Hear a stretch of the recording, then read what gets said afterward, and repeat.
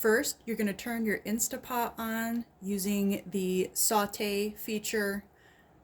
The timer that I set for it is anywhere between 10 to 15 minutes. Today I did 10 minutes. Might need a little bit longer than that to brown up the ground beef, but we'll see. But 10 minutes is a good place to start. And I'm going to let that heat up for a few minutes. So to the heated up Instant Pot, I'm going to add 1 pound of 85/15 ground beef.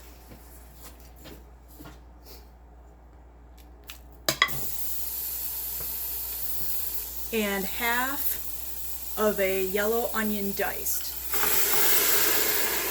So this was in the freezer, that's why it's steaming up so badly.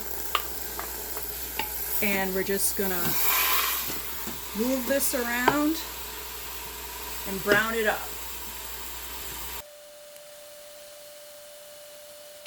I'm gonna add in 1.5 teaspoons of jarlic. This is the equivalent of 3 cloves of garlic minced.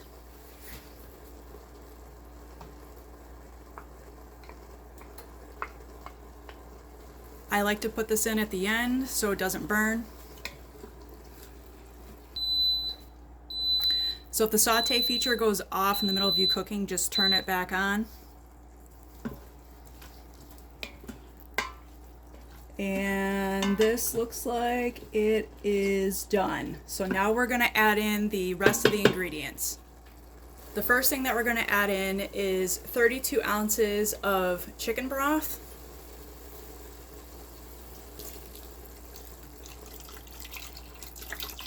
Starting at the top here and moving clockwise, we have 1 tablespoon of chili powder, 1/4 teaspoon of cayenne, 1 teaspoon of cumin, 1/2 teaspoon of iodized salt because my broth was pretty salted already, and 1 teaspoon of ground black pepper. Pour all that in. Next, we're going to add 1 15-ounce can of light kidney beans, or you could do dark kidney beans or even pinto beans. Next thing we're going to add is a 28-ounce can of diced tomatoes in their juices. If you want to add even more flavor, you could do fire roasted tomatoes. And then finally, we're going to add in 12 ounces of elbow macaroni. You can use gluten-free, just be mindful of your times. So I'm just gonna eyeball this. Give this a quick little stir. And you know what? I think I'm gonna push my luck and add more macaroni in. I'm gonna put the whole box in. See where this gets me. All right, after everything is mixed together,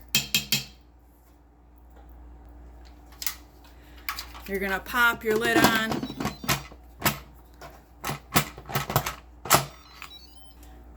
And then you're gonna set this thing to pressure cook.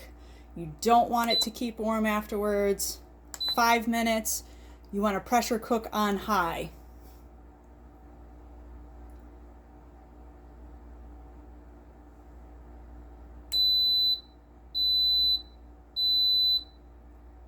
And then you let it do its thing, and I will see you back here after it's all cooked. Once the Instant Pot has finished, you got a quick release. Watch your hands.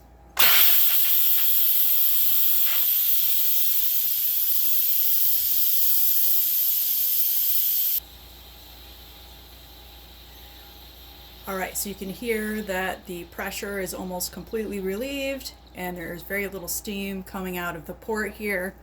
So normally what I'll do is I'll double check it. So flick the button and then press it down again just to make sure everything is indeed out.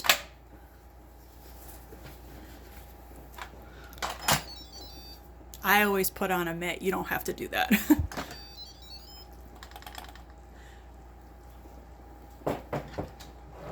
All right, so it looks like it was a good call to add in the entire pound of macaroni for this.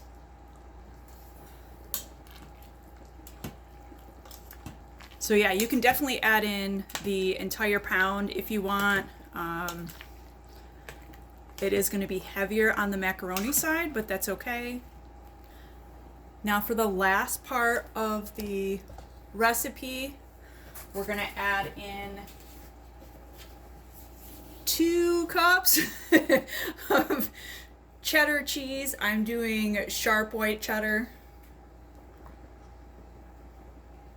Roughly a cup there. So basically 2 big handfuls. And maybe a little extra.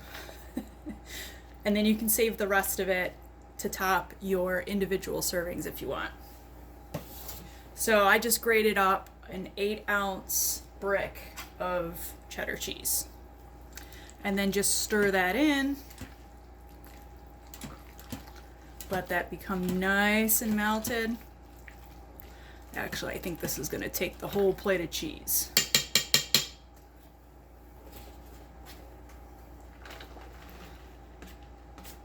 All right, so 3 cups of shredded cheese if you use the entire pound of the macaroni. Yeah, that looks good.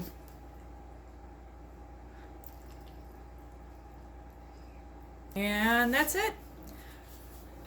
Pour it into a bowl, top with some parsley, and off you go. Hope you enjoy. Bye.